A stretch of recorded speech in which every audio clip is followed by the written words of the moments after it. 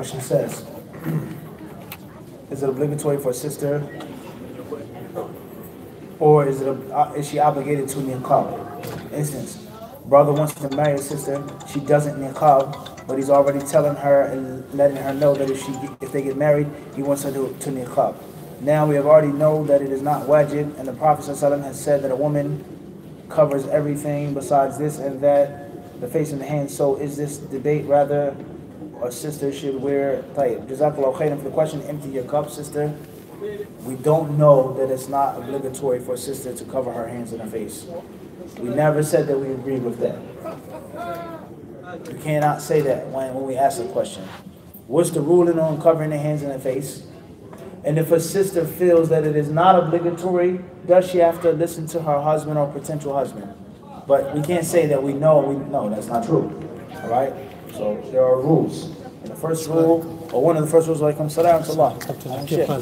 كيف أمورك؟ الله يحفظك ويحفظك حياك الله حياك الله. هذا فاهم. الحمد لله خير. بارك الله فيك. جزاك الله خيرا. جزاك الله خيرا. بارك الله فيك.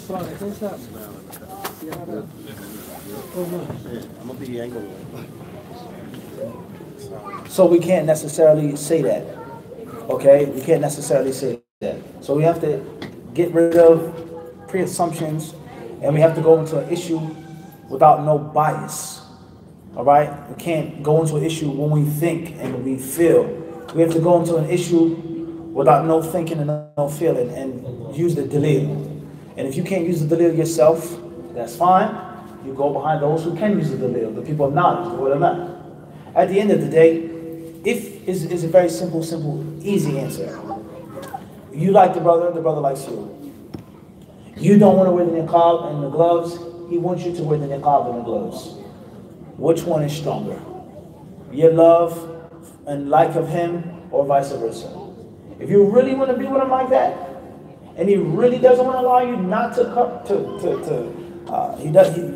wearing the hands, wearing the niqab and the gloves, it depends on who's going to win. It's that simple. You really want to marry the brother, but you don't want to cover your hands in the face. Which of the two is stronger? Is the brother worth it? Bismillah. Is he asking you something bad? Is going to make you a better Muslim or a worse Muslim?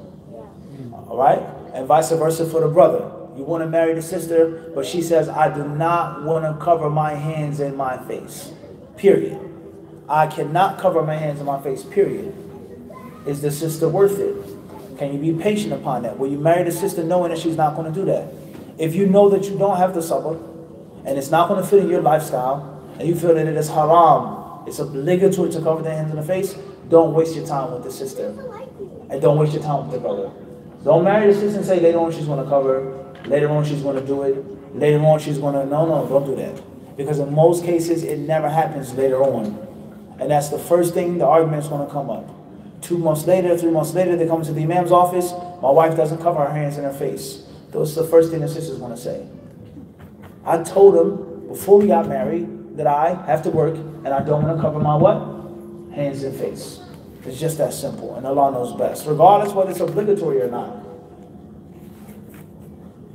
Is asabiya to love your people? Is it asabiya? I think this microphone may be it's too much. Is it asabiya to love your people and to want good for them? There's a hadith that states, حُبُّ الْوَطَنِ مِنَ الْإِيمَانِ. Loving your country is an act of faith. The ulama of Islam, they say this hadith is fabricated and it's made up. Rather, they say it's worse than fabricated. They say this hadith has no origin to it. It's no asl to it. It's not a liar. This is in the chain of narration. It's just la asla la. And the reasons why they say it's totally made up and why it's false, they say that loving one's nation, loving one's people is natural. And it is never ever a manifestation of faith. It's not a manifestation of faith to love where you come from and the people where you come from, naturally. Everyone understand this? They say that doesn't need iman to love where you're from and to miss your home, to be homesick. That's natural. So loving your country, loving your people in general is a natural thing. And it's not necessarily a blameworthy thing. Now you love them like you love Muslims, that's a different story. You love them like you love righteous, pious Muslims on the Sunnah, that's a different story. You love them in front of Allah and His Messenger, equal to Allah and His Messenger, that's a different story. But to want good for them, and to give them dawah, and to want them to be guided, and want them to be upon the Sunnah, and that's the food that you eat and the clothes that you wear, and the neighborhood and the climate that you're used to, that's not asabiyya. Asabiyya is what you come, or you put that before Quran and Sunnah. They're misguided, they are astray, they're misled, they're stubborn, they don't want the haqq, and you choose to befriend them. Instead of those who are, bi'idhnillahi ta'ala, guided, and trying to strive for righteousness, and trying to strive, what? For piety. So there's a difference. There's a difference between the two, all right? So at the end of the day, the Quran and the Sunnah clearly tells us to warn those who are closest to us. To warn those who are closest to us. وَأَنذِرْ عَشِيرَتَكَ, Allah says, and warn your ashira. Warn your tribe, your kith and your kid. Warn the aqrabeen, those who are closest to you. That's natural. And they deserve your good treatment before anyone else. But that doesn't mean the only people that I'll teach and lecture with and go to is someone that's from my race or my country. La, it doesn't mean that. Color, race, gender, age, these are all barriers that come in front of actual content of a person. If you're thorough, then you're thorough. If you're cool, then you're cool. Black, white, purple, green, orange. Young, old, it doesn't matter. There are black people that aren't thorough, and there are white people that are thorough. There are young people that are wise, and there are older people that are foolish. Why can that? It's not about color and race. It's not about where you come from. And that's the only people that you'll deal with. That's wrong, and we do not support that, and we don't condone that. We do not support that, and we do not condone that. But that does not mean that you ignore and neglect the immediate needs of your own people. That doesn't mean that. That you neglect and ignore the immediate needs of your own people. It doesn't mean that you neglect and ignore the ills of your society. That doesn't mean that. That does not mean that. So once more, there is a balance, ikhwan. There's a what? There's a balance. There's a balance, and Allah knows best. Is there a time when innovation can be a good thing? If it's a worldly issue, of course. We should innovate things in this dunya. We should make things in the hayat dunya. As far as the deen, no. There's no good innovation. There's no bid'ah hasana. And if there is bid'ah hasana mentioned by some scholars and some of the people of knowledge, then in most cases, they're not meaning actual bid'ah. They're meaning something that's already been proven, but it's been revived and rejuvenated. They mean something which is generally unprescribed. It could go one or two ways, and someone formulated it and categorized it and made it into a system. That's one thing, all right? But to make an act of ibadah that is not proven by the Quran and the Sunnah, and to do it, and to stick to it, and to adhere to it, and call to it, I don't think there's no scholar that's going to say that that exists in our Islam. And I could be mistaken. So there's no good innovation when it comes to ibadah. And Allah knows best. Can a husband take his wife back after agreeing to a khula when he didn't accept the dowry back during the iddah? A widespread mistake that many people have is that the khula is invalid if the mahar is not returned. We have not understood the concept of khula. The khula is like a prisoner, someone that you've captured. Obviously they want their freedom. Let me go. And I say, no, heck no, I'm not letting you go. Please let me go. No, you're mine and you're staying. I'll offer you money. Really? How much money? Such and such. I'm a very wealthy man in my lands. The money will be sent into your account. We'll make an agreement and a negotiation. You let me go. No problem. You can go. Or one country says, we have your hostages. We have POWs. We shot down planes. We have your soldiers in our custody. They have secrets. They have delicate intelligence with them, information. We don't want them to crack under pressure and then give our secrets. So we will exchange prisoners. Are we understanding this? Or as a show and a sign of our good faith and the will towards moving to making a relationship between our two countries, we're going to let our prisoners go for free. But of course there has to be the media there. It has to be public. They have to see that we're a better country than they are. We're letting the prisoners go. We didn't torture them. They're not skinny and starving. Let's see what they'll do. There is not a condition that you have to pay for a prisoner's release. If someone lets the prisoner go by their own goodwill, then alhamdulillah. So a woman wants to get separated and the man refuses. She says, I will not make the talaq. I'm not giving you the khula. And she says, I'll give you back the gold ring. I'll give you back the diamond ring. I'll give you such and such amount of money. And he says, okay, no problem. Khalas. So it's not necessarily a shart, a condition, and a stipulation that the money has to be given back for the khula to be valid. You understand? This is not a shart. And that's clearly mentioned in the Quran. Fi maftadat bihi. The law used the words fadat. Fi maftadat, iftada. A fida. A ransom. And as I just have proven and explained to you, a prisoner can be released without a what? A ransom. That's the whole concept of a ransom. Is to let someone go for a cost. Or let them go without any cost. So it's not necessarily a condition, nor is it necessarily a stipulation. If the husband demands it and he wants it back, the khulq can be valid, but she has to pay it back. It's a debt that she has to repay. And if he says you can go without any money, then it's no problem as well. Everyone understand the concept? And Allah knows best. That's in brief because that's a very long discussion among the ulama of Islam on what is khula. Is khula talaq or not? Is it a fasq or not? Allahu a'lam. Around the time of the holidays, if someone says happy holidays, is it haram to say happy holiday back? Say have a nice day. Thank you. Be safe. Take care. Something like that.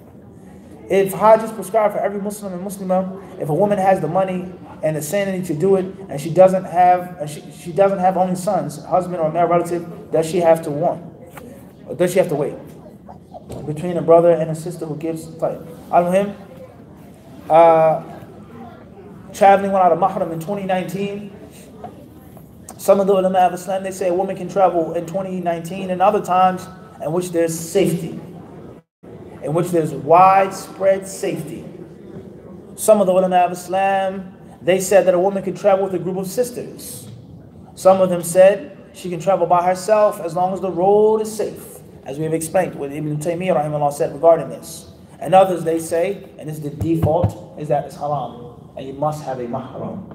And many of those ulama, they say that a woman is not obliged to make hajj until she has a mahram. She's not obliged. The address is not given to her until she actually has a mahram. And it's a huge difference between something being obligatory, something being valid. They say that it's not even obligatory. It doesn't even begin becoming obligatory until she has a mahram. Are you understand this? And if she made hajj without a mahram, it does not mean that the hajj is invalid. She could live in Mecca. Doesn't need a mahram to travel. Or she could go with a group, and even if she got sin according to that hadith, it doesn't mean that the hajj is invalid. And that's because hajj and safa are not connected. There's no talazum between the two. Someone can make hajj without what? Traveling. But most people have to travel. And Allah knows best. I work in a pharmacy and I dispense some meds that have gelatin, like most capsule and some cough syrup, and have alcohol in them. Am I a part? At the end of the day, the concept of gelatin in foods is a debatable issue, let alone gelatin in medicine. Consuming that as a byproduct. I don't think no one buys a pill or a capsule because they want to eat the flesh of swine or the fat of swine. Most people, when they take medicine, they take it as it's something nasty and disgusting and it tastes bad. Vitamins don't taste good. And that's why they made gummy vitamins. And that's why they made vitamins which have sweet taste in them. Because no one is looking forward to eating medicine. So the concept of, is it halal to use the flesh of swine or the fat of swine or certain animal byproducts like sugar and cheese, okay? Is it permissible for these things to be consumed by a Muslim? Wine inside of food, beer battered fish, is that permissible? Are you eating it because it tastes like beer? Is there any alcohol content left? Or is it an ingredient in the oil and in the flour and in the batter of the fish? So that in itself is an issue of research. So if that's an issue of research and it's possible to be halal, then of course min bab awla, in a medicine in which no one is eating for a taste. So bi'idhnillahi ta'ala, hopefully there's nothing wrong with it, inshallah. And if you're doubtful, try your best to avoid it. And if you cannot avoid it, ask Allah for His forgiveness. and give an extra sadaqah. And Allah knows best. Says, if you like a brother and express that you do, and he said he isn't ready, you ask Allah to remove the feelings from your heart if it's not going to work out. But every time you see the brother, the butterflies come back again. What should I do? Be patient. And maybe you have to diversify your technique. Maybe you have to send in someone else to ask the brother, or send him a message, or send him a book, or send him a gift. Maybe you have to explain to him why you're a good candidate for a wife. Maybe you have to explain, you need me as a wife, trust me. Whether you realize it or not, I'm the one for you. And if you've exerted all of yourself, and you've done everything that you possibly can, then khalas. Be pleased with it. And if it was truly meant and made for you, then Allah would have made it easy. If it was made for you, Allah would have brought the brother to you. So you have to be pleased. So obviously there's going to be a conflict with regards to quitting too fast, and with regards to stubbornly continuing to fight. It's a balance. Quitting and giving up. We don't know what's qadr. It's, mashallah, qadr Allah doesn't like you. You don't know that. You have to try. But once you've exerted yourself and you've tried, sometimes you have to say what? Khalas, qadr Allah. I've made my position clear. If he wants to marry me, he'll come and then he'll pursue me. And Allah knows best. What is the ruling on giving away something that someone gave to you? It's not necessarily haram. It may be culturally looked down upon. Recycling a gift. It's a reality. And many of the pious predecessors, they would make a difference in the distinction between al-adab wa sunnah. Etiquette and the actual sunnah etiquette. As Hassan al-Basri rahimahullah mentioned, when you eat food, the 10 things that are now applicable when it's time to eat food. Some of those things being sunnah, some of those things being adab. Just because it's a good thing to do doesn't mean it's the sunnah to do. Everyone understand this? There's a huge difference between the two. Washing your hands before you eat, is that sunnah or is that adab? Washing your hands after you eat, is that sunnah or is that adab? Washing out your mouth after you eat, is that sunnah or is that adab? So in Saudi Arabia, you go into a restaurant, you'll find people washing out their mouths with soap after they eat meat and rice. They'll wash out their mouths with soap. Ever seen this, John Ford, or Hajj? They wash out their mouths with soap. In Saudi Arabia, that's the what? That's the adab. But that's not necessarily the what? The sunnah. Everyone understand this? So it depends. It what? It depends. Just because a good thing doesn't mean it's a religious practice. And just because a thing is not a religious practice, it does not mean that it isn't a good thing. Listen carefully. Just because something is a religious practice doesn't mean it's a cultural adab, cultural norm. And just because something is a cultural norm, but it's not proven in the sunnah, it doesn't mean that it's automatically a bad thing. All right, understand this? And Allah knows best.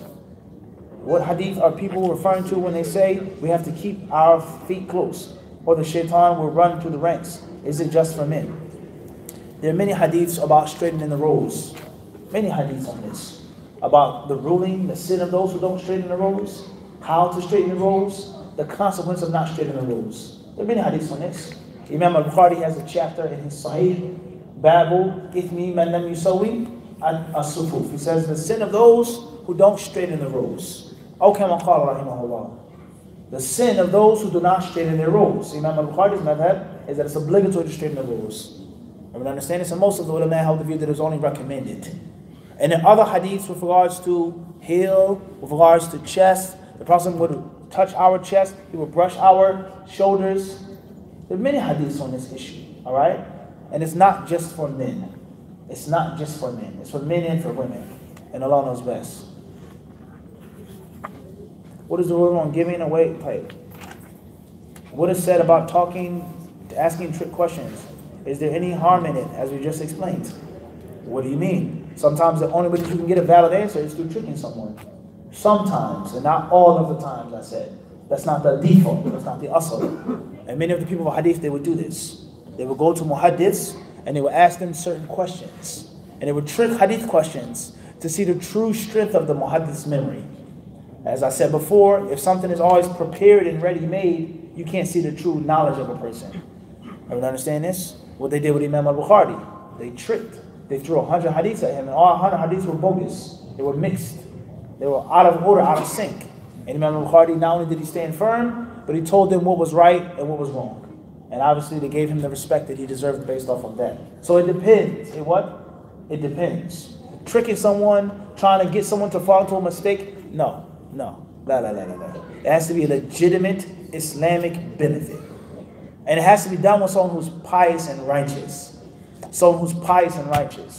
And Allah knows best. And there are many stories of the ulama of hadith with regards to that. Regarding clothing, is the wearing of the true religion shirk? Does the one who wears the clothes committing shirk? I can't necessarily say shirk, associating partners with Allah, could be kufr.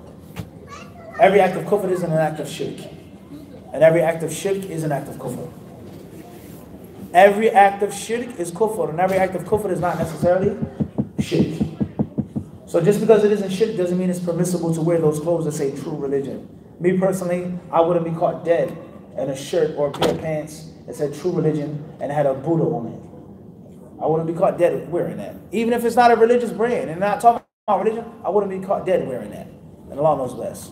Regarding women who have a lack of religious faith in Islam, the question is, does Muslim women have to cover? A Muslim woman has to cover. There's no question about that. Anyone who's read the Quran knows that. If the Prophet ﷺ's wives were commanded to be asked questions from behind the veil, and Allah says that's pure for your hearts and for their hearts, then what do you think about you and me in 2019? It was the Prophet's wives. They could never ever get remarried. They could never get remarried after him. They were going to be widows until death. And they had to be asked from behind what? A hijab. And Allah clearly mentions the reason behind this. That is pure for both of your hearts. In the 33rd chapter of the Quran al-Kareem. So women have to cover, just like men have to cover. Men have to cover as well. You have to dress modestly. You can't walk around wearing tight, short clothes on, sheer clothes on. Women are attracted to men as well. Regarding teaching, can any woman start a markaz study group for women only to learn from? If she's qualified, if she has the knowledge, then she should do so.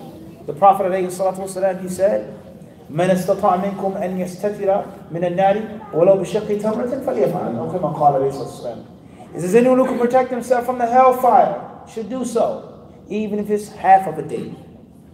Even if it's half of a day. So if you have the knowledge and you're qualified, and there are people who need that knowledge, why not? As long as you're not doing something which is haram against the Quran and the Sunnah, why not? Start up the study group, start the markaz, as long as it's not against the Quran and the Sunnah. Assalamu alaikum. May Allah reward you with good. What is your advice to a woman being a second wife? A man divorced his first wife and wants to be married again into polygamy, and the wife that he is already married to have a problem with him taking on a second wife after she was a second wife herself. Allahumma do unto others as you want what? Others to do unto you. You have to be mindful of this. Polygamy is a system that's from Allah subhanahu wa ta'ala. If it's done properly, then we'll all reap the fruits therefrom. And if it's done improperly, then of course we may suffer. Secondly, brothers and sisters, we have to understand something.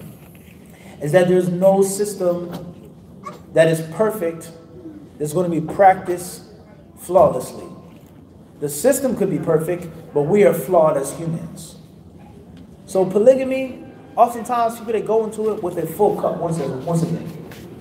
I don't want to be in a situation, I don't want to be a second or third wife because it never works out. I know it's from Allah, I believe in it, I know it's from the Quran, but. Play it, no problem. If that's the case, then you shouldn't get married. And you shouldn't be a what? A first wife. And that's because marriage and having one wife in Islam is also from Allah subhanahu wa ta'ala. And that system is perfect, but it's practiced how? With or without flaws? Of course. So if that's your rationale, then what? Don't get married at all. Everyone understand the point? Men abuse women, do they not? Do they provide for them all the times? No, they don't. Do they give them their rights? No, they don't. They do much wrong. And there are some men who have 2 wives, 3 wives, and they're just, and they're equal, and they're fair. It's not about numbers. It's about the practice. You understand this? So, Yani, that's my advice, and Allah knows best. How can the masjid accommodate child with autism? We answered this question already. How can they accommodate the child? Accommodate the child. Educate the people. Raise the awareness of the condition. Maybe there can be a professional in the masjid that can help the child with autism. But most masjids are severely lacking in basic professionalism. Security, professional security. How many masjids have it all the time? A professional imam. Not someone who just studied, but a what? A professional, trained imam, formally studied, taught. Most of us are lacking in these basic things, let alone someone with autism. Unfortunately, how many masjids have sign language translation for the khutbahs? How many masjids have wheelchair accessible entrances and exits, Jaffa? How many that you know of in Philadelphia? Let alone having someone who's professionally trained to deal with someone with autism. So try your best for Allah the best way you know how. And as I said before, everyone should be patient with the child. And you should be mindful of when you bring the child to what event. Jumu'ah on the front row. It's not wise. وهكذا. Wallahu a'lam. What would be the difference between the 4 schools of thought and Salafi? Does it make sense for a Muslim upon the Salaf to also follow a particular madhab? That's a very, very, very long discussion. Extremely long, in-depth discussion. In brief, the 4 Imams are from the righteous Muslims of the past. They're from the predecessors of the past. Alright? That's one way of looking at it. Another way of looking at it is, what is your definition of Salafi? And there lies no doubt in 2019, everyone does not have the same understanding of what a Salafi is, or who the Salaf are. And anyone who says that is not telling the truth. So it depends on what you mean. It depends on what you mean. At the end of the day, Ahlul Sunnah wal Jama'ah, they respect all of the scholars of Islam. And they acknowledge the contributions of all of the scholars of Islam. And they do not claim that there's one scholar that was absolutely better than everyone else. And they do not claim that one scholar is exempt from mistake and error. They don't claim this with their speech, nor do they claim it with their actions. Pay attention. Because many people, they'll make the lip service easily. They'll say, we admit, we know Sheikh Fulan is a human, and he doesn't make mistakes. But their actions prove the 101% opposite. You understand this? How would you feel? Mikhail said, I know you're a Muslim, and I agree that you're a Muslim. You walk by me, say Salaam Alaikum. I walk past you. I smirk. I put down my head. I'm having a dinner at my house. I'm not coming. I'm sick. I don't visit you. I give you no rights whatsoever, no regard as you being a Muslim in existence. What's stronger, my words or my actions now? What other question? I'm not saying that brother Mufti Muhammad Munir or whatever his name is. I don't believe that he's exempt from mistakes. But everything I say is the absolute truth, and you run with it and jump off a cliff with it. You gotta listen to HadithDisciple. No, he said it. Mufti said it. Your actions prove that you do believe that about me, that I am infallible and I don't make mistakes. So we have to be mindful. We don't believe that there's one scholar who knows everything. And we do not believe that there's one scholar who's ma'soom, exempt from mistakes. I said, Ahlul Sunnah wal Jama'ah. This, that, Allahu A'lam. But the orthodox way of Ahlul Sunnah wal Jama'ah is that we respect the 4 Imams, and there's nothing wrong with studying one of the traditional schools. There's nothing wrong with studying one of the traditional schools of thought. Following it is a deeper discussion. Sticking to it blindly, fanatically, is a what? Deeper, different discussion. And Allah knows best. A man asked his wife to abort a child that she is carrying because he did not want his other wives to know he had married again. She was told that this is permissible because the soul has not been breathed into the child. What is the ruling on this? We have 2 different things here. We have the Islamic ruling, and we have that which is advisable and that which is best. That which is advisable and that which is best is never to tell your wife to abort a child, unless it is proven medically that it's going to be a severe and major problem for the wife and the child, or one of the 2. And the ulama of Islam and the modern day fuqaha, they differ on this issue. Is it permissible to abort a child with regards to medical danger? 4 months, 3 months, 80 days, 120 days, etc. Everyone understand this? So that's first and foremost. Is the ruling, and is it advised? It's definitely ill-advised. Don't tell your wife to abort a child. Don't tell your wife to abort a child. Unless it's a necessity. And even if it is a necessity, we said that there's a what? A detailed discussion about that. Everyone understand that? A detailed discussion on that. As far as is it permissible, But some of the ulama of Islam, and not all of them, hold the view that if the child is in the first 40 days or first 80 days, and some may even say the first 120 days, the soul has not been given. And if there's no soul, then it's nothing more than a lump of flesh. That may sound harsh or crude or mean, but that's the bitter reality. If there's no soul in the human being, then it is of no sacredness. Everyone understand this? But that doesn't mean that you should get the people to do that. Because one day it's abort this day, then it's another day, then it's this, and it's that, and it's that. It's too much going on. All right? So I wouldn't advise with that at all, and Allah knows best. Assalamu alaikum. Can you please explain what is a major student of knowledge? What credentials qualify one to be this? Seems to be a new term that just appeared. Major and minor. That's basic English. Macro and micro. That you'll find that in the dictionary. Major and minor. Macro and micro. That's not new. At the end of the day, Ali ibn Abi Talib radiallahu anhu and others, it is said that they said, كَانَ الْعِلْمُ نُقْطَةً فَكَثَّرَهَا الْجُهَالِ. They say that knowledge was once a small blot of ink. And the ignoramuses, the ignorant people, they came and they smeared it and rubbed it and stretched it all over the place. Knowledge was simple and basic and clear. And the people have overcomplicated it. They've overcomplicated it. All right? So we have a very long discussion on a scholar. What is a scholar? What is a student of knowledge? His name is mentioned. We say, Hafidhullah. His name is mentioned. We say, Waffaqahullah. This brother's name is mentioned. Sheikh is on the flyer. And this one is his brother Fulan, or Imam Fulan, or student Fulan. His credentials are on the flyer, his aren't, etc. If you have this nickname, it's haram. If people call you that, they can't say this, so on and so forth. This is the culture that we live in today. This is the culture in which we live in today. At the end of the day, is be real. Usduqillaha yasduq. Be truthful with Allah, Allah will be truthful with you. Just keep it real. The truth shall set you free. Ka'b ibn Malik radiallahu ta'ala anhu, when he was accused of the Prophet of being hypocritical or being from among the munafiqeen, he was boycotted. Allah mandated their boycott and his companions, and they were not allowed to be with the Muslims in their wives for many, many days. And then Allah Azza wa Jal, He sent down the declaration of their Tawbah, and that they were not munafiqun. And when the Prophet asked Ka'b radiallahu anhu, Ka'b, he did nothing more but tell the Prophet the bitter truth. And he says, Ala bis-sidqi anjani, that Allah did save me by telling the truth. So be real. And that's when Allah said, Ya ayyuhalladhina amanu taqullaha wa kunu ma'as-sadiqeen. Oh, you who believe, fear Allah, and be with the truthful. Don't be with the munafiqun. Be with the mu'minun. Be truthful. So be upright and be honest. Just keep it real. If there's someone that's from your masjid and your association and your dawah group, you put his credentials on the flyer. And you mention he's a graduate and he did this and he studied and he studied and he studied and he studied. And then there's someone that's not a part of your dawah group or your dawah organization or your website. The first thing you say is credentials don't matter. Degrees don't matter. It doesn't matter how long you studied or what you do. You're not keeping it real. You're not keeping it real. You're not being honest. You're being hypocritical once more. Everyone understand this? You're not keeping it real.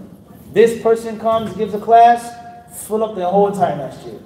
Another brother comes and gives a class, he's calling to himself. He's a scholar. He's answering questions, but he does the same thing. And you promote that on your social media platforms. Keep it real. Be honest. This person is a major student of knowledge, and he studied overseas for 2 years. This person is a minor student of knowledge, and he studied overseas for 20 years. Come on, man. Keep it real. Stop being fake. Stop lying to yourself. What hadith are people referring to when they say, we did that already? When we're reading du'as, do we have to use tajweed? Not necessarily, no. If Ubaydullah is a male slave of Allah, is it? Or Ubaydatullah is the female servant of Allah? It's Amatullah. Amatullah. And Ibadullah is Ima'ullah. La tamna'u Ima'allahi masajidullah. What is the grammatical difference between ibn and bin when they both mean son? It depends on where the name or what type of name is being used. So my name, Muhammad ibn Munir. Muhammad and Munir are both proper names for two males. So you're going to write Muhammad, Mim, Ha, Mim, Dal, and you're going to put ba, noon, and not alif, ba, noon. And that's because, alaykum salam, the word ibn is mentioned between two proper masculine names. That's in Arabic. As far as if you said Mufti ibn Munir, then that may be a different story. Mufti is not a proper actual name. It's a title, nickname, or whatever it's called. It's not an actual specific name.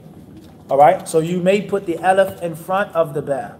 Everyone understand this? So in the Arabic language, there are qawa'idul imla, rules of dictation, rules of writing. And from that is when to use the hamzatul wasl and when not to use the hamzatul wasl. And that's one example of when and when not to use it. Another time when you should use it is when the name carries on to the next line, the margin. So let's say you wrote Muhammad ibn Munir and there was no more space. All you wrote is Muhammad. And on the next line, you're going to say Ibn Munir. You start off with the hamzatul wasl. You start off with the hamzatul wasl. As far as English, then obviously English is open. Bin, ibn, all same difference. And Allah knows best. Or numra, when cutting or clipping your hair, if I have individual braids, do I clip from each braid? That's the best and the safest thing to do. That's the best and the safest thing to do. What's the specific proof that a woman cuts the tip of her index finger? What's the dalil from the Sunnah that states that? What's the proof for that? What Ibn Umar did in this one, different story. What's the dalil from the Prophet that that's how much hair has to be cut? So the safest thing to do is to take a tip from each braid, each lock. That's the safest thing to do. As far as the issue, that's a very long discussion among the people of knowledge on what do you have to cut from your hair. When reading du'as, tayyib. And if we have more index cards, I think it's easier if we just wrote the question on one side of the card. Inshallah ta'ala. Can we eat or drink during Jumu'ah? What nullifies the Jumu'ah and what is the expiation? You should not eat and drink during Jumu'ah. If it's extremely hot and a person took a sip of water, then perhaps there's nothing wrong with that, especially for the khatib. But you should sit still and attentive. What nullifies the Jumu'ah? Many things nullify the Jumu'ah. Talking unnecessarily is not an emergency. Unnecessary movement, which is consistent and abundant. Many things that could possibly nullify your Jumu'ah. And Allah knows best. As far as what's the expiation, you seek Allah's forgiveness. And if you have no Jumu'ah, then you have to make Salatul Dhuhr. Is it true that the jinn are with us in the bathroom and if we open the door, they run out? Allah knows best if they run out the bathroom. What's important is إِنَّهُ يَرَاكُمْ هُوَ وَقَبِيلُهُ. Allah says He's in His tribe see you from means and ways which you see them not. So the shayateen and the jinn, the demons, they are part of our aqidah, the ghaib, the unseen. Just like the angels are a part of our aqidah of the unseen. But from the wisdom of the unseen and belief in it is that we are supposed to be mindful of it and not stuck on it. Mindful but never stuck. There are angels, but angel here, there, angel under the desk on the top. Nah, no. You don't get obsessed with it. There's jinn in the bathroom. Is a jinn on the toilet? Is a jinn on the ceiling? Is a jinn going to grab me? Is a jinn looking at my property? You don't get obsessed with it. You're mindful but never obsessed. You're mindful but never stuck. Everyone understand this? And that's not what Allah wanted from us. To live our lives in anxiety and fear and terror because of the unseen world. Everyone understand this? And the same applies to the seen world, the living world. You're my enemy. I see you. You see me. Just chill. You're over there, I'm over here. You don't cross the boundaries, I don't cross the boundaries. I keep my eyes on you, you keep your eyes on me. It doesn't mean that I'm living in anxiety 24/7, right or wrong. It's just basic, simple concept of life. And many people, they over-romanticize the jinn. All right? They become too obsessed with it. So you have to be mindful of that. And oftentimes a person finds the normal, traditional, orthodox teachings of Islam to be boring. And they need something exciting and stimulating, and that can be found in the concept of jinn, sleeping with a jinn, marrying a jinn. Who's going to ask that question? Who even wants to sleep with a jinn? Why would you want to sleep with something that you can't even barely see? That's not a part of your word. There's not enough women in the dunya. You burnt out that much from haram that you have to sleep with a jinn woman just to become stimulated. Something isn't right. Something what? Something isn't right. And Allah knows best. Huh, Mick? Something ain't right, akhi. And what you desire to be with a jinn, huh? It says, when exactly does Salat al-Fajr and Salat al-Asr end? When do we make it up if we miss it? How do we wait, or do we pray it the night after or right after? Salat al-Fajr goes out when the sun rises. And Salat al-Asr goes out when the sun sets. But that doesn't mean that you're allowed to delay Salat al-Asr unnecessarily, according to most of the ulama of Islam. Most schools of thought, they say that Asr has two times. There's a preferred time, and there's a time which is unlawful to make it unless it is a necessity. Unless it's a necessity. And we know the other ulama, they say that's when Salat al-Asr actually comes in. An hour and a half, hour and 20 minutes later. Abu Hanifa rahimahullah and his disciples. Al-Muhim is that if Salat al-Asr comes in at 3 p.m., make it at 3:15, 3:05, 3:20. It's unnecessary to make it at 4.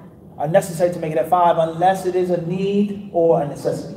You can't stop the car. You have to put someone to sleep. You're in the middle of something which is very, very, very dangerous. You can't get down. Your lunch break is going to be in 20 more minutes. Asr came in at 3. My break is at 3:45. That's one thing. But to just be lazy and lethargic and delay Asr unnecessarily, no. And the same applies with regards to Salat al-Fajr in general. As far as if you miss it, then make it up as soon as you remember.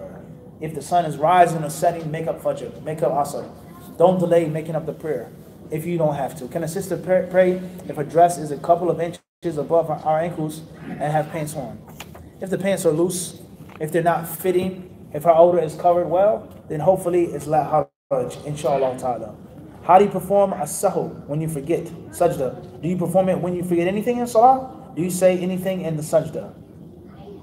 If you make a mistake in a surah and you caught it afterward, can you recite another surah to make up for it? So sujood al-sahu is very simple, inshallah ta'ala. You cannot understand sujood al-sahu unless you understand the things that you have to do in the prayer. And unless you understand the things that you must do in the prayer. That's what sujood al-sahu is for. A mistake about recitation? No. Leaving off something which is recommended? Not necessarily. But it's a staple, basic part of your salah that you forgot about. You must make that mistake, fix it, and then complete it and finish it with the sajda salah, like sheetrock. Someone punches a hole in the wall. What's the first thing that you have to do? Paint the wall? Put the gloss on the wall? What's the first thing you do? Then you do what? You do what? Shave it down, right? Make sure that, then you do what? Paint it, and then you do what? Come on. The wall got to be right? This is a very good example if you think about it. The first thing you have to do is fix the hole in the wall. So I forgot Surah Al-Fatiha. I forgot Ruku'. I forgot this sajda. You can't just say I'm going to make sajda sahu. No. There's no painting a hole in the wall. You have to do what?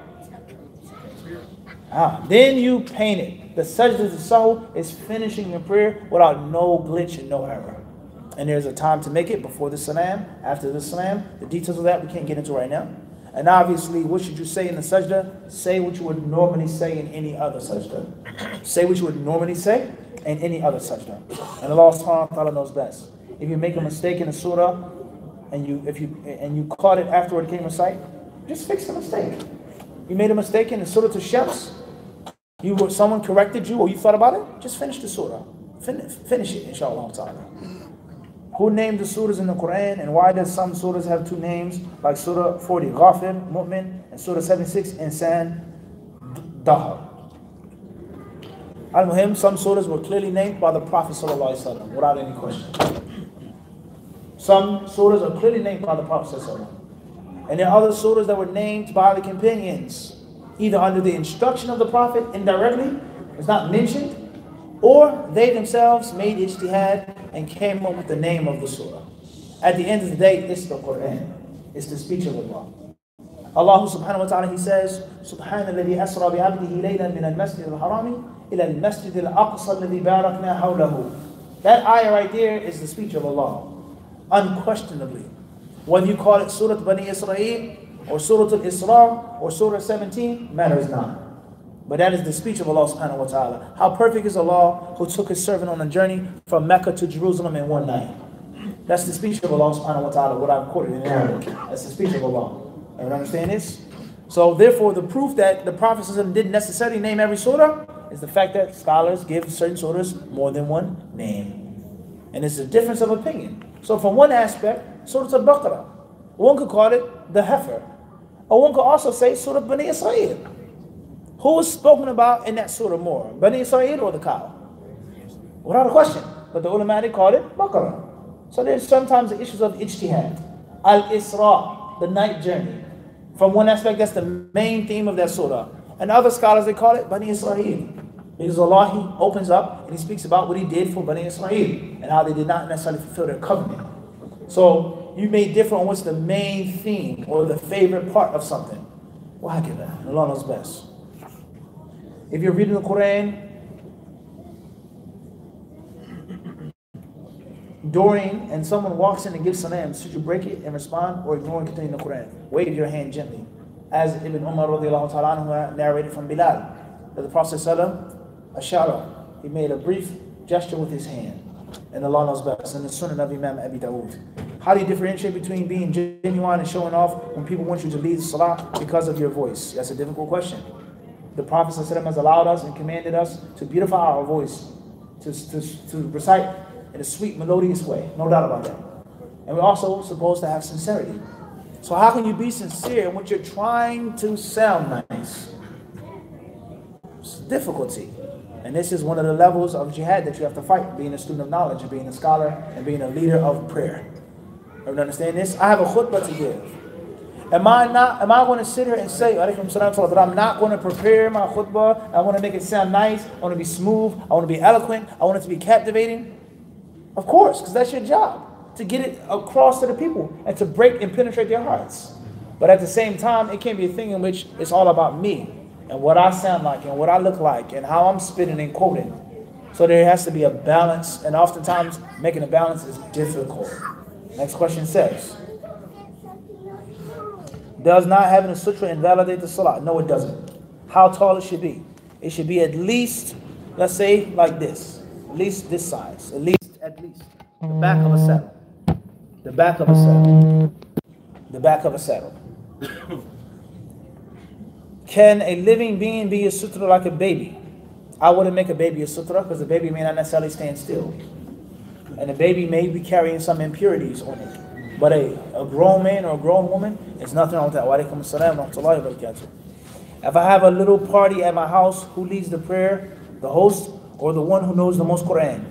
To know that, does everyone start testing what they know? The host should be the initial imam. And if you mandate someone to lead the salah, alhamdulillah. There's nothing wrong with that. Tafaddal. No. Go ahead. We know that you have the most tajweed, the most knowledge. Bismillah. Others. What's the difference? What's the direction for the Qibla in the west? And how do we calculate it without technology? Sometimes technology is faulty. It depends on what you know about direction. It depends on what you know about astronomy. It depends on what you know about the stars and the North Star. It depends on how much knowledge of the dunya you have.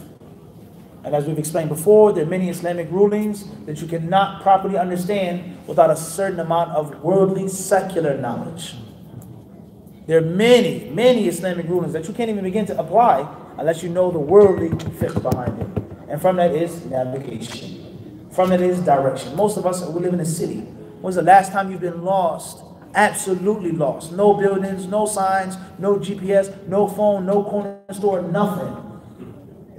Everyone understand this? So a brother who's been in the army is not like someone who's been living in the city all of his life. He's been trained to find the direction, to look at the stars, to look at the trees, the moss. He knows concept of direction. Many of us aren't necessarily like that because our lives in the city are spoiled. Our lives are spoiled. We don't even know the stars. What star is that? North Star? Is that Little Dipper, Big Dipper? So oftentimes we don't know these things. So stick with those who are learned and skilled in these things, and avoid making ijtihad when it's convenient for you to make ijtihad. Everyone understand this? Don't mix and match. Don't mix and match. It'll lead to ruin. One day it's the compass, it's the Brit schedule. The next day we're going to go on our own. Be mindful of that.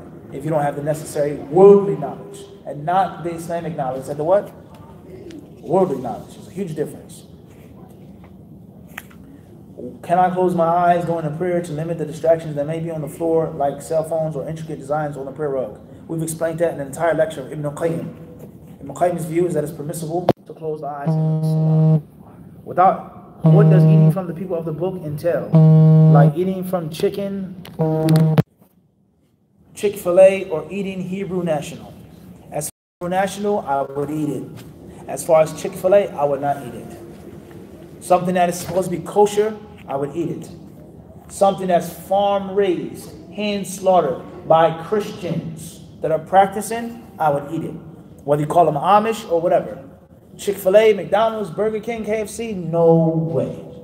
Impossible. For argument's sake that they're Jews and Christians, and that's a discussion. For argument's sake, is the animal being slaughtered the proper way? How can an animal be slaughtered with mass production? They're serving a million people. They're serving billions around the world. Are they taking the time to take a sharp blade and to go ear to ear with the animal and saying in the name of Allah, or not saying the name of other than Allah? So it's a problem. So if a Muslim whose name was Ali or Ahmed or Abdul Majid, if he took an axe and banged an animal upside of his head with it, or a sledgehammer, or electrocuted it, the meat will be what? Haram. The meat will be haram. And if a Jew or Christian, they're Ahlul Kitab, they did the same thing, the meat will also be what? Haram. I would understand this? So oftentimes people, they get stuck in the argument of Ahlul Kitab. And that, as I said, is a debate in itself. Can you say that they are Ahlul Kitab? Or are they secular, nominal atheists? Who's working in the slaughterhouse? A Buddhist? An atheist? I would understand this. Is it a Christian person working in the slaughterhouse? Or someone who has no religion whatsoever? I would understand this or not? Let alone the fact, if they are Jew and Christian, are they actually killing the animal in the what? The proper way. So I would never ever eat from a place like that. And I would be selective about a place that says kosher. But if it's a normal place like Chick-fil-A or McDonald's, I wouldn't eat from. I would not eat the meat from that place. And I would not consider it to be halal at all. And I don't think, as we've said in this message before, I don't think that's what Sheikh Abdul Aziz bin Baz rahimahullah meant when he gave that fatwa some 20-something, 30 years ago. I don't think he meant that. I don't think that that was his intention. And I think, I've read the fatwa myself many times, and Allah knows best, I don't know, what I think is that Sheikh bin Baz was saying the meat that comes from Jews and Christians, and you don't know that it's killed in an improper way, in an un-Islamic way, it's permissible based off of the default also. But how long ago was that? And how much knowledge do we have about Purdue and Tyson? Can we say that we don't know that they're killing the chicken in a haram way? Can we say that? Is that truthful? Is that an honest statement? Are we oblivious to how slaughterhouses work? I don't think that's being honest and true. And Allah surely knows best. Can we wear yarn or weave braids that are the same length as our hair? Can we wear false eyelashes? As far as wearing yarn or weave, then we have explained that on the first part that we released about extending and enhancing your hair. And what did I say about that which they agree and that which they differ regarding adding anything to your hair? At the end of the day, I would say to stay away from it. Don't put anything in your hair that's not from your hair. Be pleased with Allah's creation. If you have short hair, there's nothing wrong with having short hair. There are hundreds of styles you can do with short hair. There are things that you can do to make yourself look attractive and pretty and appealing to your husband with short hair, or for yourself, or in front of your sisters. So I would not advise to wear yarn, and I would not say that it's permissible. But that's not what other ulama, they clearly have a discussion on this issue. Some of them even say things more than yarn. So that's all we want to say for now. As far as wearing fake eyelashes, as long as it's not harmful to your eyes, and it's only temporary, and it's done in the house, hopefully there's nothing wrong with it. But once more, why are you wearing the fake eyelashes? Because you're insecure, you're displeased, you're uncontent with what Allah has given you, or you want to enhance the natural beauty that Allah has given you. Allah knows best. Most people caught up in the fashion industry, it's the first or the second. What would you say? It's the first. Extremely insecure and displeased with what Allah has given them. So that's something which is even bigger than that, deeper than the fit issue, is the psychology behind fashion. I like this socks, I like this color, it makes me feel good, it's nice, it's cool, nice jacket. But I can wear what? We can wear what? Any jacket. We can go without wearing a jacket, without wearing a fly brand name. And if I don't have a fly brand name pair of socks on, doesn't mean that I'm miserable and I hate my feet. So we have to be mindful of this.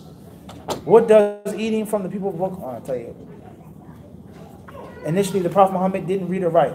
So when did he learn? The letters that were sent to different leaders, were they from his own writing? They were written by his disciples, the companions. Like you dictate a letter.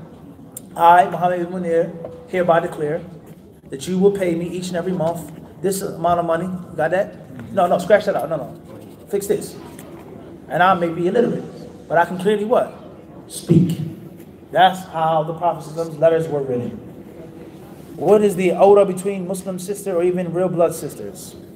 It's a very long discussion among the people of knowledge. At the end of the day, if you wear clothes which are accepted normally in a balanced, modest fashion, then bi-idhnillahi ta'ala, hopefully that's enough. Once more, something which is culturally accepted. Some cultures, if you wore this and that, it would not be accepted. But some cultures are extreme on both sides. Some cultures in which nakedness and nudity is accepted. Some cultures in which any type of skin or arm is totally unaccepted. You have to wear a potato sack. Neither of those two cultures are what? Balanced. Nor is it based off of simple modesty. All right? So that's, I think, the most accurate answer for that question.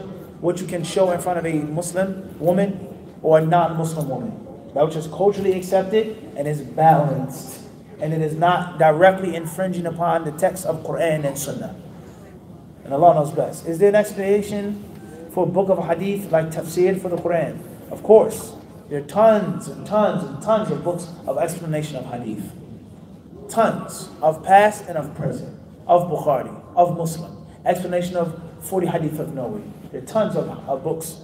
And the science of hadith is like the science of the Quran.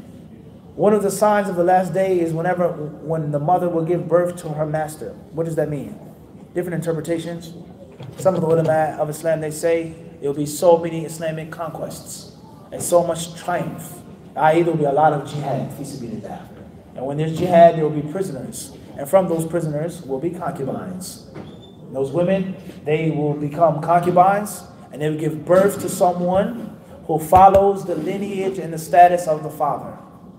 In Islam, the child follows the deen of the parents, and the child follows the concept of freedom or slavery. It depends. So if a man is free, he has a concubine, and he gives birth to, or the concubine gives birth to a child, the child now follows his what? It's free. And eventually, Allahu Alam, that child could grow up and become an inheritor of his father's wealth. Are you understand this? Another interpretation of this hadith is, and that's a long discussion, another interpretation of the hadith is what? Is that things will become topsy-turvy. Things will become topsy-turvy. In which the child will be the grown-up. The young person has no respect for the old person. The student is now the coach. The child disrespects the parent, talks back to the parent. Shut up, you listen. No, I don't feel like it. I don't want to. I don't want to. As children do today. They'll tell you to the face what they don't or do want to do. In other words, the master has become the servant, and the servant has become the what? The master. And Allah knows best. There's a hadith that someone told me about when a person sins, they have 6 hours to repent before this is written down. Is that hadith sahih? No, the hadith is not sahih. And we've explained this on Mufti Q&A before. That is not an authentic hadith. Does someone get the same reward for visiting sick people when patients come to you if they work in a hospital or a pharmacy? Not necessarily. Not necessarily. Can we watch the Omar series for the purpose of listening to the Arabic language for comprehension? We've explained before, sometimes Arabic, you got to get it when you can get it. It's just that simple. When I was learning Arabic, was everything perfect and I had to do what? I had to do what you can do again. Jamia days. I had to do what I had to do. You know, the brothers would treat me a certain way in the circle. No doubt. No doubt. No doubt, Jaffa.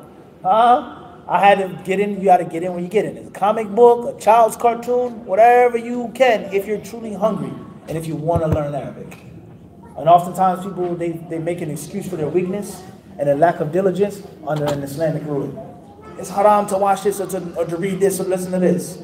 And sometimes they're making an excuse for not being diligent. But some things are haram. No doubt about that. How does one discard old papers that might have Allah's name or ayats from the Quran? You should burn them, inshallah ta'ala.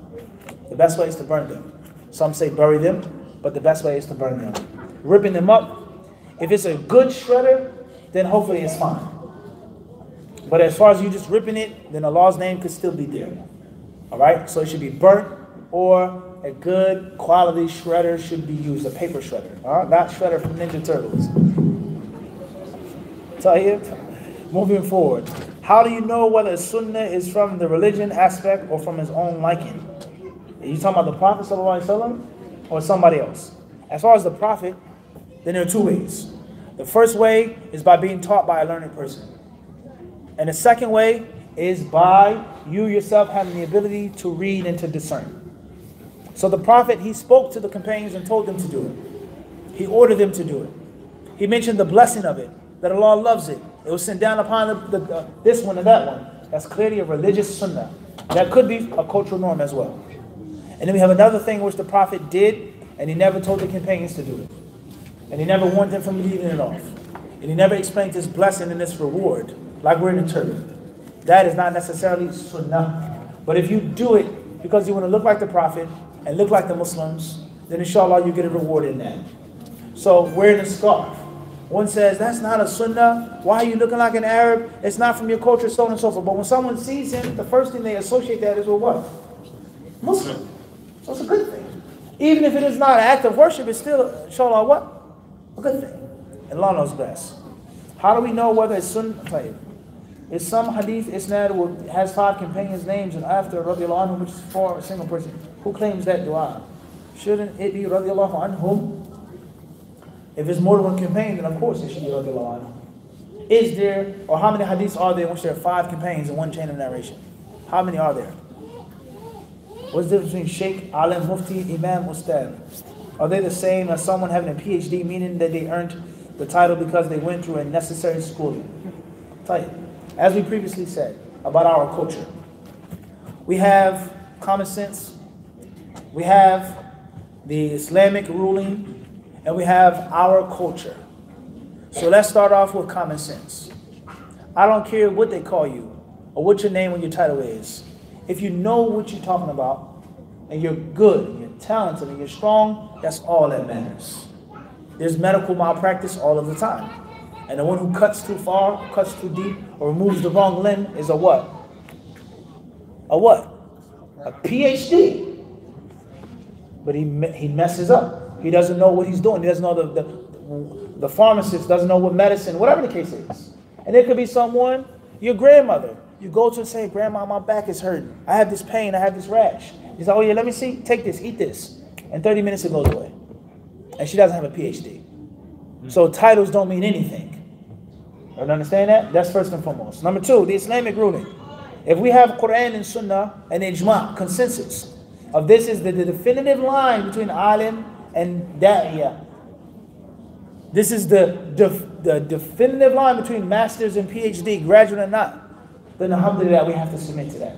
And if we don't have the Quran and the Sunnah to mandate that, then no holds barred. And it's open. This person may be considered a scholar, and he's not. And it's not about age or sex or gender or race. Are we understand this or not? And then we have our culture. You go to a daycare, and on the name of the daycare is called what? Little what? Scholars. What do they mean by that? There's bin Baz and what they mean inside. They mean that we want our children to be smart, studious, professional, off the streets, away from drugs, away from alcohol. And we want them to be scholars. And any professional career that they seek and pursue, and they have mastered, they will be called scholars. I have 5 sons. One is a fighter, no doubt about it. He's always into fights. He's tough as nails. Son number 2, he grew up, he's always really handsome. Handsome man, smooth, mashallah. He needs a basket. Ladies man, right? That's my lover. My 3rd son is always in the trouble. One way or another. He was always the troubled kid, always. The 4th son is an athlete. From day one, he was naturally good at basketball, football, boxing, anything he did, he was good at. And my 5th son was frail, was skinny, was shy, was quiet, and he read books from the time he woke up until the time he went to sleep. I'm going to call that son my what? My scholar. This is my scholar, and this is my athlete. This is my fighter, and this is my troubled one. So the concept of a scholar has a usage in English. And it doesn't mean someone who's from overseas. It doesn't mean someone who's a PhD. Now, in the professional realm, A scholar could be, is different meanings on a scholar. Sometimes the word scholar is mentioned for someone who has a PhD. Alaikum salam wa rahmatullah. Sometimes a scholar is used for a documentary. Someone who's an expert on a situation. So it depends.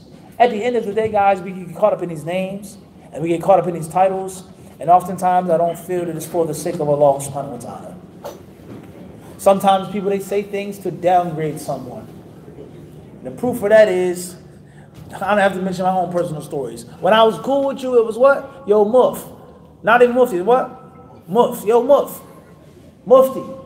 Now I'm no longer cool with you, now it's what? Muhammad ibn Munir. Am I making this up?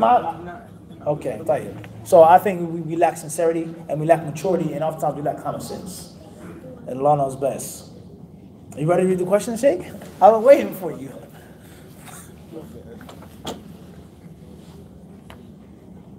You want to get a chair or whatever you feel comfortable with? I'll sit over there. This Right. is Allah. This is Allah. Fadl. You gotta raise your voice though. Fadl Ja'far. I'm sorry. So the Prophet he mentions about cutting the hair evenly. Now does that apply to the mustache? Because you have some barbers where they would get rid of the hair that leads to the nostril and they keep whatever is above the lip. Clear. Where is the hadith in which the Prophet says keep the hair even? I heard it. The hadith that says shave it all or leave it all. If that's what you mean, clear. So the nostrils can be cut, can be shaved, can be trimmed. That's not a part of the mustache at all. And the mustache is the thing which should be cut. And the ulama of Islam, they differ on what should be done with the mustache. Should it be shaved? Should it be trimmed? Or should it be lowered? That's a scholarly discussion on that ruling. Is it permissible to shave your mustache? Some say it's haram. The correct view is that all three ways are permissible. But the nose hair has nothing to do with it. The hair on your neck, your Adam's apple, has nothing to do with it. And Allah knows best. Fadl. Are some alcohols najis like ethyl, Ethanol, etc.? Right. Many ulama say that alcohol is najis, physically and spiritually or morally. They say that it itself is impure and it's also spiritually impure. The spiritual impurity of alcohol, crystal clear. You get drunk, you fornicate, you kill people, you crash, etc. But if this was alcohol in this, everybody with me? And let's say, for example, a person, he did this. It's spilt on the table. Alcohol spilt on the table, right? You gotta teach, no doubt. Can I touch it?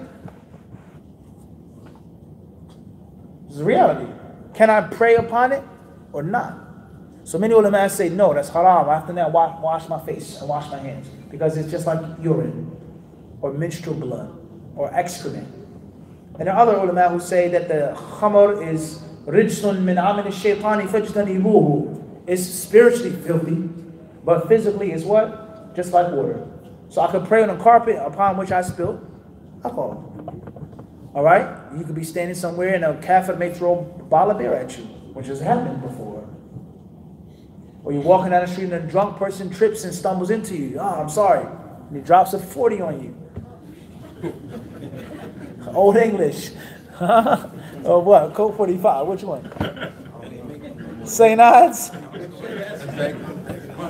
Al-Muhim. At the end of the day, Heineken, whatever it is. At the end of the day. Everyone understand the concept?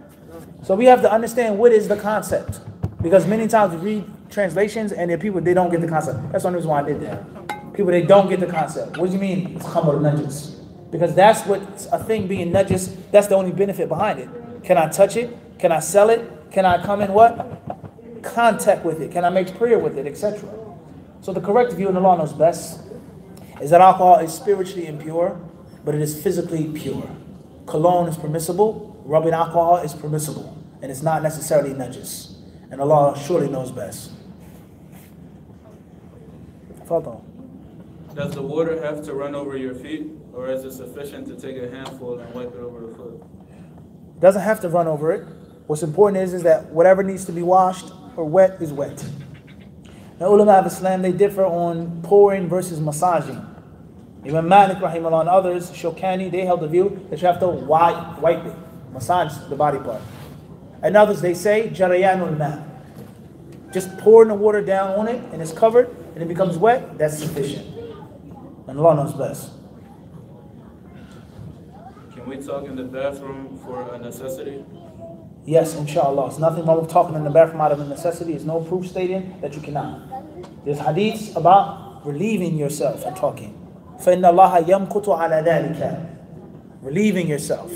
Shaykh bin Baz, rahimahullah, when he was asked this question, when someone is making istinja, can they return the salams? He says, yes, they can return the salams. Because al-istinja is not taghawwud.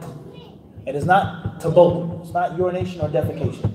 And Allah knows best. But it's not necessarily the best thing. But if it's a necessity, that's one thing. The keys are there. And Allah knows best. You say to someone that it's an emergency. Yo, I need to go real quick. They're on the dresser. One thing. And Allah knows best.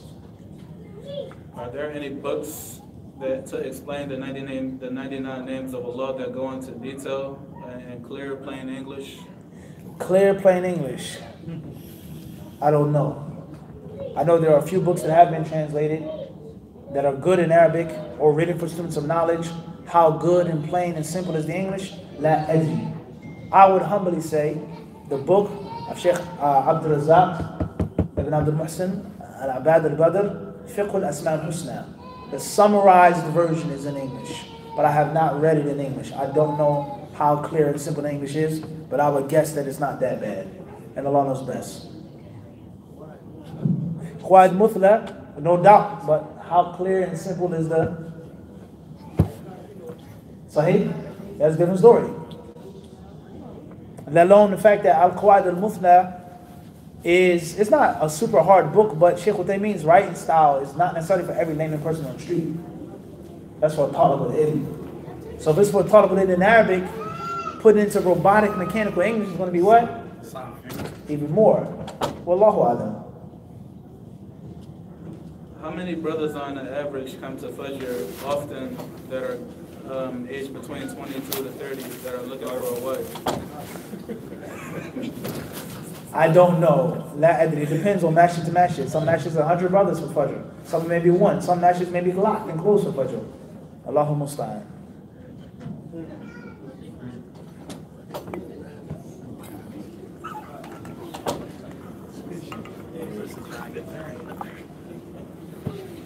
Is there any circumstance in which wanting what another person has and not wanting them to have it is permissible?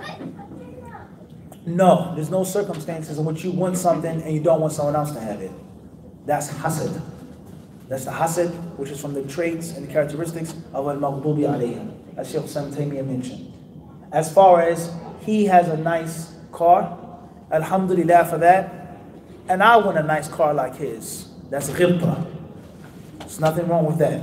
As far as I don't want you to have it at all, and I hate it when I see you driving in a nice car, then that's a serious sin. It's a serious sin, and Allah knows best. If someone is possessed by a jinn, is this something that they would be conscious enough to express to others? Maybe, maybe not. It depends on the level of possession. When I was in Toronto a couple of days ago, one masjid I went to, I had a personal meeting with some students. 2 mornings in a row, there was a jinn exorcism going on. 2 women were getting it done at the same time. It's a serious jinn inside of them. So I asked the imam of the masjid, what's going on? Jazakallah khairan. He said, jinn al-ashiq. A jinn who's a lover. It's not like the jinn who's mischievous. Just like teenagers are different than grown people, the jinn are different. So some kids, they may break into a car and drive around with a stolen car, they have nothing else better to do. They're good kids, just caught up. They may get into some trouble, but they're good kids. They may be even scared. You scare them off, hey, get out of here. What you doing right on the wall? They run away. And then some of them, they pull out a gun on you or a knife on you. Say, what? Bleep, bleep, bleep, and so on and so forth. It's different levels. Someone who's a murderer, a serial killer. It's not like someone who kills someone in self-defense. It's a difference. Someone who rapes someone is not like someone who just makes zina. It's different levels of crimes. So the jinn have different levels of personalities. A jinn may jump into someone because they're mischievous. The jinn is a mischievous jinn. The jinn may jump to someone because they're evil and envious. or a jinn may jump on someone because they're in love with a person. This is one of the conflicts that we have between jinn versus schizophrenia. Many non-Muslims used to believe in the concept of demon and demon possession. One of them, the movie, The Exorcist, the book rather, before the movie. And there was a time in which those Jesuits and those priests, they abolished their aqidah. And they said there's no such thing as demon possession. There's only schizophrenia. Mental illness. There's no such thing as a demon being inside someone. But what we can agree on, the point I'm trying to get to is that something's wrong. Whether it's schizophrenia or whether it's what? A jinn. Everyone understand this? And Allah knows best. Is it permissible for the woman to write the khutbah even though she can't deliver it? Sure, she can write the khutbah. Why not? Let her write it for her husband. It's a good wife. Alhamdulillah. Save the husband, right? Save the husband time. What are the reasons Allah and the Quran address men more than women, even though the women outnumber the men? I'll tell you. What are one of the reasons why Allah subhanahu wa ta'ala addresses men? Put this over here. Put this over here. No. Here, let's keep those before I start knocking them out first. What are some of the reasons why Allah addresses men in most cases more than women, even though women outnumber men? That's not in every time and every place. Every time and every place, women don't always outnumber men. That's not true. Sometimes, some places, sometimes in some places, women outnumber men, but not all of the time. That's number one. Number two is, sometimes, or many times, the people that the Messenger of Allah was sitting with were men. And most times, it was men that he was sitting around. But there are several hadiths and several ayats which Allah addresses women and speaks about women and speaks to women or about women regarding women. Reason number three, Allah Azza wa Jalla, He clearly mentions بِمَا فَضَّلَ اللَّهُ بَعْضَهُمْ عَلَى بَعْضٍ. Allah has given preference to some over others. Bottom line. And Allah knows best. We're supposed to make 2 rak'ah when we enter the masjid, but this is an Islamic center. Does the same apply? Making 2 rak'ah when we enter the masjid and sitting down. Mahdi did the same thing and Muawiyah did the same thing. This is an Islamic center. It doesn't mean it's not a musalla. The musalla is a part of the Islamic center. The musalla takes the rulings, or most of the rulings of the what? Of the masjid. So if you come into any place in which there's a formal place of prayer, in which there are all 5 prayers made, Jumu'ah is made, you should pray before you sit down. And Allah knows best.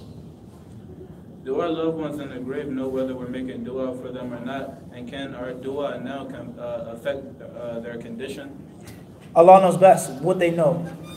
Allah knows the extent of what they know. The Quran clearly denies and rejects them having the ability to go back and them having the ability to give instruction and advice. It's clearly mentioned. But does that mean that they have no realization whatsoever? Allah knows best. Ulama, they differ whether the dead people can hear or not in their graves. Sama' al-amwat. It's a very long discussion of difference of opinion among the ulama of Islam.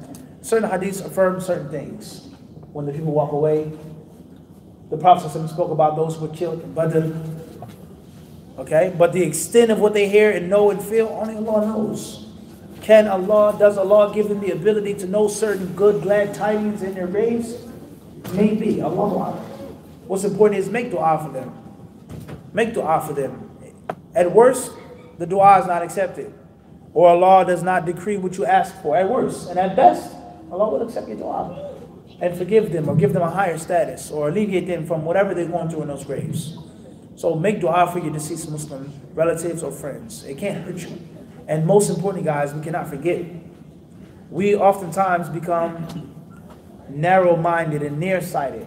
When you make dua for someone, it's not just about that person getting what you ask for, but you're making dua for yourself. You're making ibadah.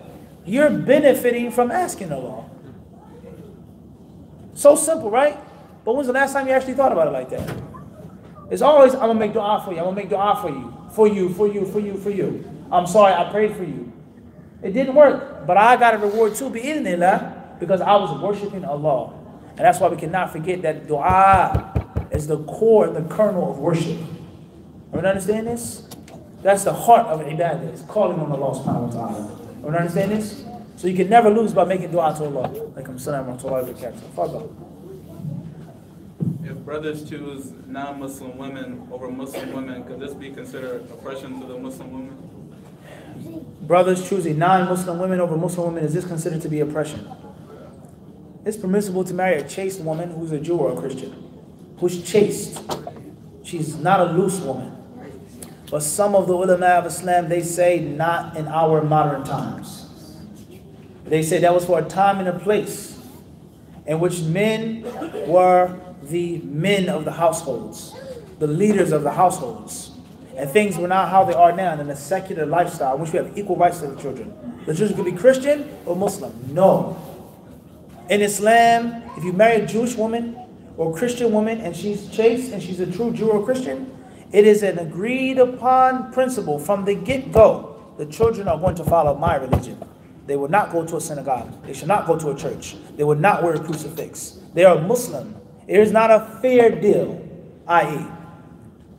And you marry a Christian or a Jewish woman today, except for a few people, in most cases, it's going to be a fair deal. Of course. They go to church, they go to your mosque, they go to my church. They go over my parents' house for Thanksgiving and Christmas. Why not? They went to the Eid. No. A woman agrees, I want to live with this Muslim man. He's going to take care of me, provide for me. You can do whatever you want to do. I'm not ready to be Muslim yet. I'm not a Muslim yet. But I know that you'll treat me right as a woman. Period. Done. If that is not the agreement, then it is haram to marry a woman from Ahlul Kitab.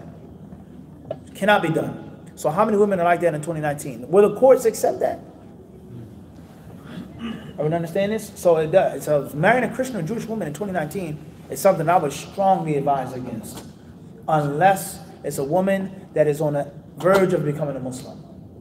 Unless it's a woman that you've known, you have a relationship with, unfortunately, you have kids by her, you know her, and she wants to be a Muslim, but she just needs some encouragement. Maybe, mumkin.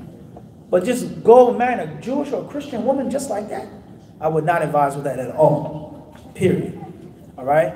At the end of the day, if there are pious Muslim women out there, and the men choose to marry Christian women, it doesn't necessarily mean it's oppression. There are other brothers out there. Allah's earth is spacious. If you can't find them in your locale, there are other brothers that are dying for good Muslim sisters. And Allah knows best. We have marriage certificates that states that we're married. Is there a divorce certificate, for example, if you want to get someone off of your insurance? It's real, Ahi.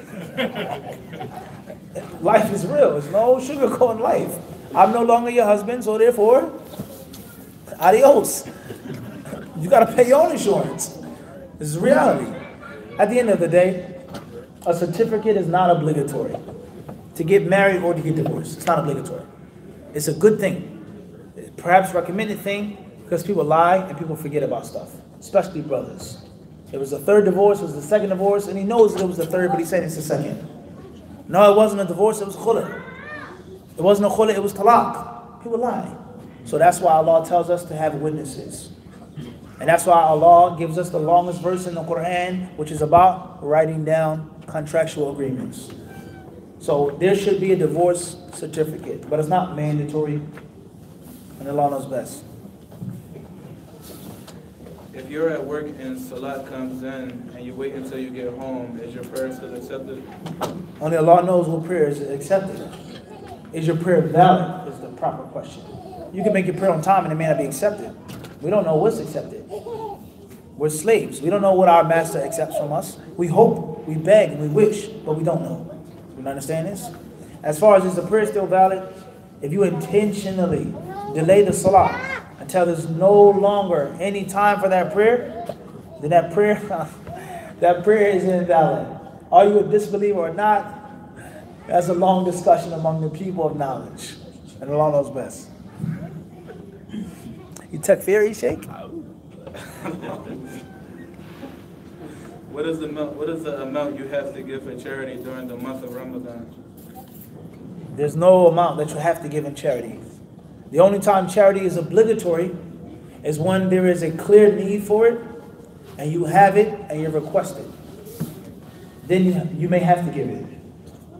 Other than that, charity is charity. Charity is not zakat. Zakat is mandatory. But there's a masjid that is needed in this locale. We need to have a masjid here. and you're wealthy and you're rich, or even if you're not that wealthy, but you have the money, and it's not hurting you, give it for the cause of Allah subhanahu wa ta'ala. There's no obligatory charity in Ramadan. If you mean Zakatul Fitr, that's after Ramadan. That's after Ramadan. And it should be bid'nillahi ta'ala 4 scoops of grain, of food stuff, which is going to be approximately, let's say, 5 pounds, give or take, roughly 5 pounds, 2.5 kilos, give or take a little bit, 6 pounds, etc. As far as the money, some of the ulama of Islam, they hold the view that it's permissible to be given in money. Many of them do, but not all. Most say that it has to be food stuff. And we've explained that many, many times in many workshops. And Allah knows best. Is it a sabia to love your people? That's done. We did that already. We did all of it? Yeah. And the aqidah and manhaj? Go ahead. Please explain the difference between aqidah and manhaj. In brief, simple, aqidah is the theory, and the manhaj is the practice. In brief. Aqidah is about what you believe in and what you don't believe in. And al-manhaj is broader. There's manhaj about things that has nothing to do with aqidah, how we do things. What is our method? Everyone understand this? So there's a practice and then there's a theory. Obviously, this is another example and another manifestation of confusion and mixing apples and oranges. And the people, they say, oh, he's aqidah is Salafi, but he's ikhwani in manhaj. He has a good aqidah, we don't differ on that, but his manhaj is off, so on and so forth. What is a manhaj? A manhaj of what? He has manhaj problems. What do you mean by manhaj? Manhaj al-da'wah ila Allah, manhaj al-amr al-ma'ruf wa nahy al-munkar, manhaj al-tarbiyah, manhaj munasahat al-hukam. The methodology of doing this, what do you mean? Average person is just repeating stuff that they hear without no understanding. Tape recorders. Record, rewind, fast forward, that's it. Sound bites. You sit them down and ask them, they don't know. They don't know. But one thing that they do know is to talk about people that are more knowledgeable than them. They do know that. And that's interesting, if you think about it. He'll admit of being ignorant. I don't know. But he knows to talk about someone that he knows is above him. I know that. He's older than me, but he's a deviant. He's been overseas longer than I've been a Muslim, but he's still a what? A deviant. That's deep if you think about it, subhanAllah. He doesn't know what he's saying, why he's saying it, but he knows that it's permissible to talk and to discredit someone else. Who is going to bear these sins on Yawm al-Qiyamah?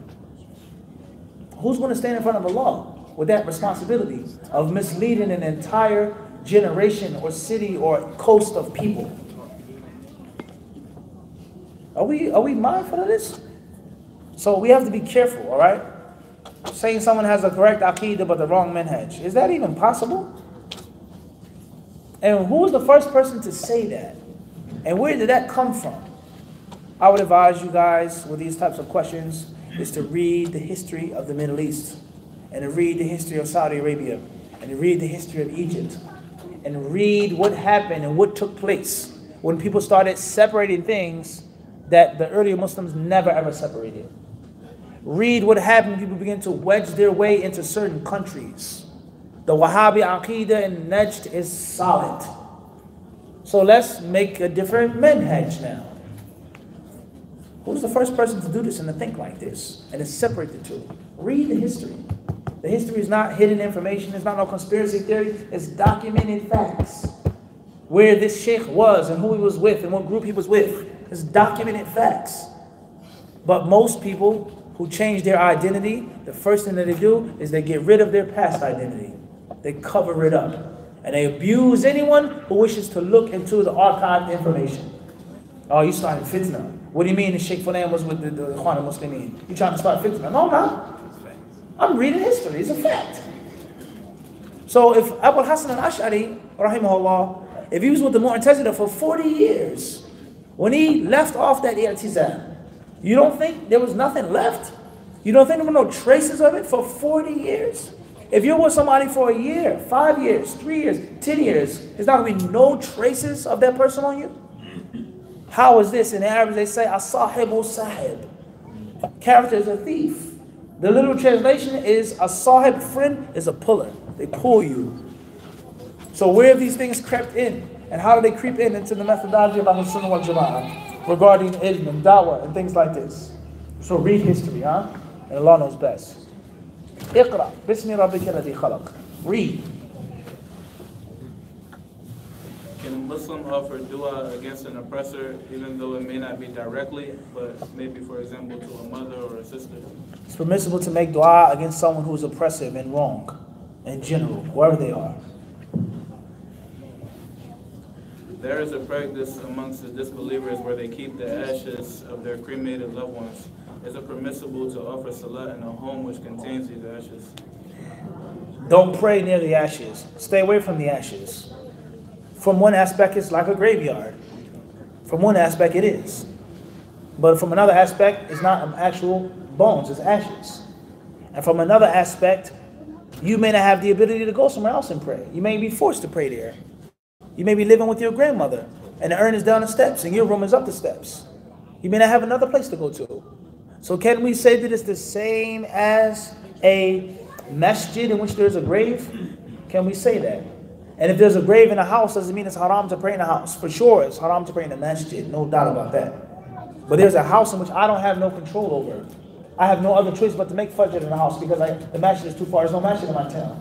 So it depends. Try your best to feel all the best way you know how. And Allah knows best. How should a brother approach a sister if he's interested in marriage and he does not know her wakil or wali? With respect. Look at her like she's your own sister. Look at her like she's your own sister. Look at her like she's your mother or your daughter. It's nothing wrong with Assalamu alaikum sister, are you married? Assalamu alaikum sister, can I get them digits, right? You may say. Tell you. Do a simple, quick, and a khalas. How would you want someone talking to your sister? Staring at her, lusting over her, licking his lips and his chops, sizing her up and down? This is reality. Would you want some brother hunting down your sister like a wolf? And many brothers, they do that. They'll stalk a sister. They'll hunt her down. They'll undress her with their eyes, x-ray. Would you want someone doing that to your daughter? So there's nothing wrong with asking with basic respect. It got to be simple. You don't got to be robotic. Assalamu alaikum. I'm trying to get married. I saw you come out of the coffee shop. MashaAllah. Allahumma barik. Look, this is my number. Bang. Call me. That's it. Have your wakil call me. That's it. Done. Over. It's that simple.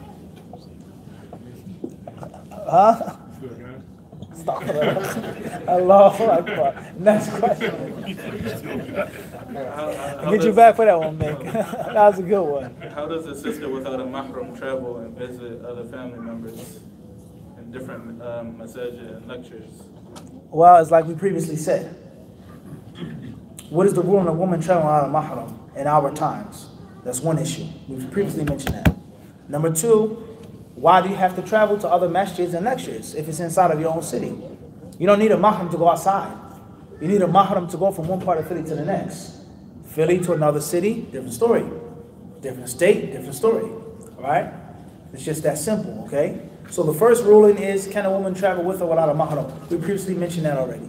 Done. Secondly is, do you go to a different place?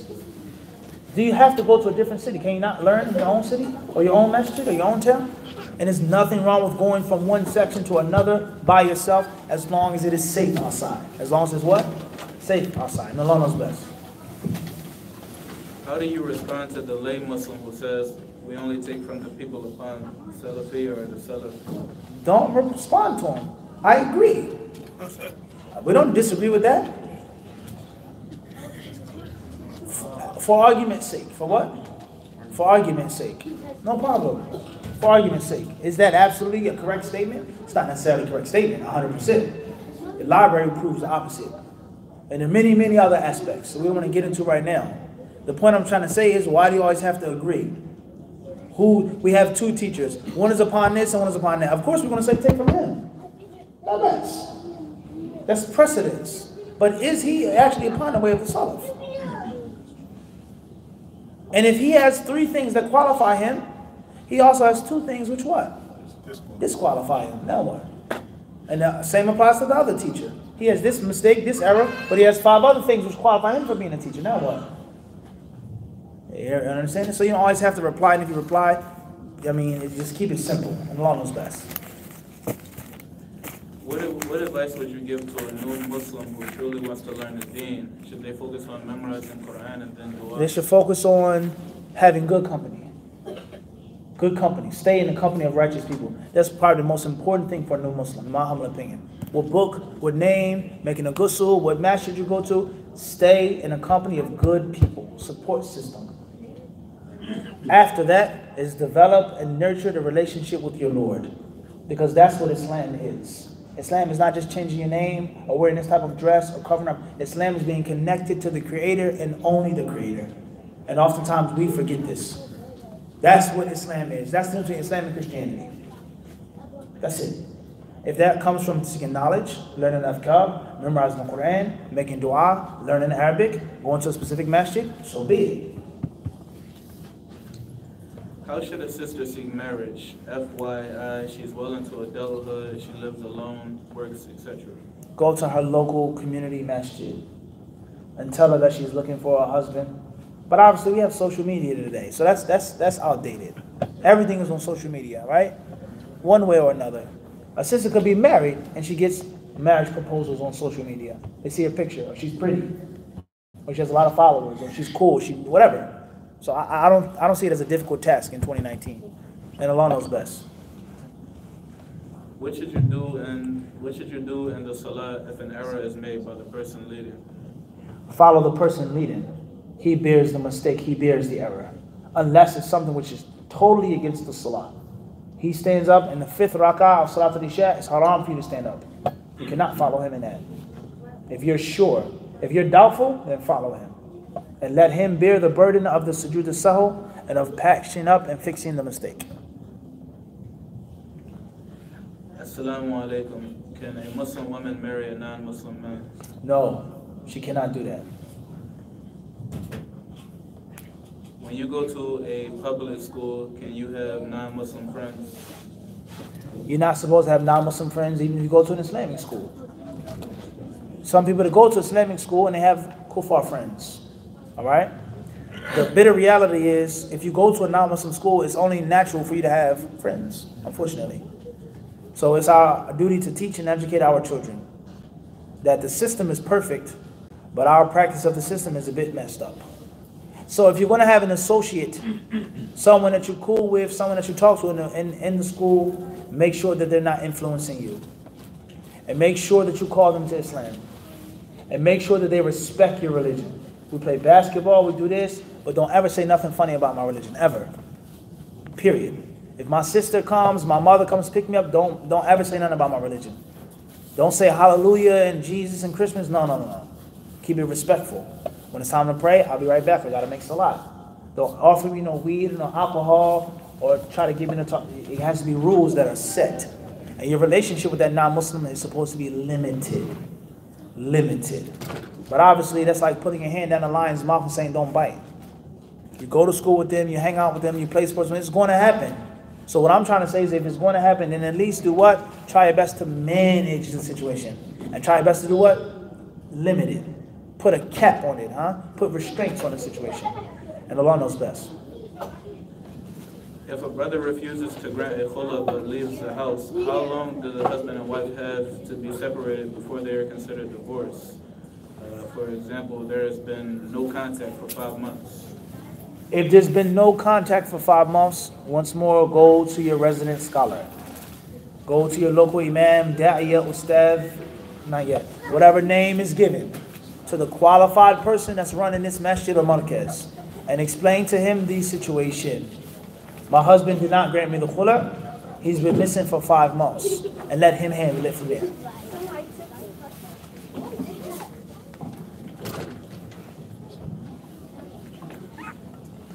Is suspicion and caution the same in terms of trusting people? No, they're not the same. Suspicion and caution aren't the same. Be cautious. Doesn't mean you have to be suspicious. I'm cautious. Someone walks up to me, assalamu alaikum, wa alaikum salam. A handshake, how you doing? That's it. I'm cautious. You don't have to get too close to me. You don't have to put your hands inside my pocket. You got your hands in your pocket the whole time. You look, nah. But I mean, I have to be looking and searching for something that is out of the ordinary. There's a difference between the two. There's a fine line between the two, and Allah knows best. before we start for Maghrib, we want to take a few questions from online. If you don't mind, guys. Question says, H.A. from New York. New York. Why is that Salafis oftentimes, if not most times, quote the modern day scholars and not the scholars of the past? Barakallahu fikum. May Allah grant you Jannah Firdaus. As we previously said before, the word Salafi or Salafis or Salafiyah is a broad term. It's a broad term in Philadelphia or New York or America, let alone overseas.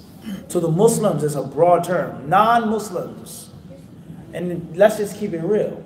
There are people, there's someone whose name I could mention to you. If I quoted, you would say, A'udhu Billah, he's not Salafi. And to non-Muslims, they would consider him the top Salafi in the world. This is a reality. It's not an agreed upon terminology. It is not an agreed upon usage. And to be frank and to be honest, some of the early proponents of calling yourself Salafi, the whole entire purpose why they said that you can and you should and you must, oftentimes is non-existent today. Is non-existent today. That's in the real world. Living in the delusional world, of course it gets, but in the real world it doesn't. So, as I said, some of the early proponents, and it's not just Sheikh Al-Albani, there are others who are early proponents of using the word in terms of Salafi, such as Abdurrahman Abdul Khaliq, a name which you probably never heard before unless you're from the old school. The what? The old school. Okay, the old school. And that's another concept, the different eras of Salafiyah. Because it never was Salafiyah before. Back then it was what? A dawah to Salafiyah. Salafi dawah. Then it became what? Who goes around and says, I want Salafi dawah? You ever heard someone say, when's the last time you heard someone say that? Or with a t-shirt or a hat? Honestly. Now it's just what? Salafiyah. They say, you want that Salafiyah. He's not upon Salafiyah. And then it becomes, and it becomes, and it becomes, and it becomes. So one of the early proponents, or from them, those who said, the reason why you should call yourself Salafi is for a distinction. Distinction. To show the people that you're not upon this type of bid'ah, and this type of cultural Islam, and this type of nonsense. Quran, Sunnah, as the Salaf understood. Sounds, in theory, a beautiful thing. In 2019, if I say I'm Salafi, what will other Salafis say? Of course you're not Salafi. So they call themselves Salafi, and let's say hypothetically I call myself Salafi. Where's their distinction at? They'll ask you which masjid you go to. Their distinction in the term no longer what? Exists. It doesn't exist anymore. Because I'm using it, you're using it, and 10 other people are using it. So the original purpose of the early proponents is not even what? It's outdated, for argument's sake. Everyone understand this? And that is why they use other alternatives to determine a real Salafi versus a what? A fake Salafi. You go to this masjid, you're upon Salafi. You go to no, you're a Hizbi. And there are other ways as well. Clear Salafiyah, strong Salafiyah, pure Salafiyah, organic Salafiyah. We're not making this stuff up. So this is critical thinking is needed. What? Critical thinking. Critical thinking is needed. So when we say Salafis, why some? It depends on who you're talking about and what's your definition. At the end of the day, the bottom line is we benefit from the people of knowledge, of past and of present. We benefit from the people of ilm, of past and of what? Present. We give the virtue to those who deserve virtue. Bottom line. As it's narrated, Aisha radiallahu ta'ala has said, فيما روي عنها ومنا أن ينزل الناس منازلهم. We've been ordered to give the people their due rights, their due status. So therefore, to say that the modern day scholars are equal and absolutely the same as the past and the ancient scholars, I don't think that's correct. And I think oftentimes people they get caught up in the whirlwind of modern day scholars. And that takes them away from, once more, the whole entire concept of da'wah to Salafiyah, which is to go back to the past, when things were pure and strong and organic, and the foreign and alien elements did not exist. It was unknown. And I'm gonna end my answer with one thing, which shows you the folly of everything, what they're saying. That doesn't make any sense. The people, they say, also they say the understanding of the Salaf as-Salih. You can't use this ayah. You can't use this hadith. But when they quote, who are they quoting from the Salaf as-Salih? They're quoting Sheikh Fulan, who's alive today. Sheikh Alan, who's alive today. Sheikh Fulan, and everyone is a modern day person. So for argument's sake, I'm not using the Salaf to understand the Quran and Sunnah, neither are you. For argument's sake. And if anyone was right, I'm quoting Ibn Qayyim, Ibn Taymiyyah, who's not necessarily from the Salaf, the technical meaning. You're quoting a scholar who's alive today, who could be a deviant tomorrow, and it has happened oftentimes. So who's really sticking to the orthodox right now? In all honesty, everyone understand this? So we have to be mindful of this, let alone the fact that was there a time in which the Salaf as-Salih lived like we lived as minorities? When was it historically documented that the Salaf lived under the rule of the kuffar? And they were the minority under the kuffar. So it's a very, very problematic issue now. So you have to be mindful. Benefit from those who are living and benefit from those who are dead. If you had to pick between living or dead, go with the dead. As it's narrated by Abdullah bin Mas'ud radiallahu ta'ala, he says, do not take the example of the living. فَإِنَّ الْحَيَّ لَا يُؤْمَنُ عَلَيْهِ الْفِتْنَةِ. Because someone who's living is never safe from fitna. مَنْ كَانَ مِنْكُمْ مُسْتَسَنًّا, who wants to take the sunnah of someone, فَلْيَسْتَسَنْ بِمَنْ قَدْ مَاتَ. Then he should take the sunnah of one who has what? Died. Because the living person is never free. I say one day is halal, tomorrow say what? Haram. How many scholars have come to this country in which the masses were full, packed from wall to wall, translating, so on and so on and so on and so forth. Today, what are they?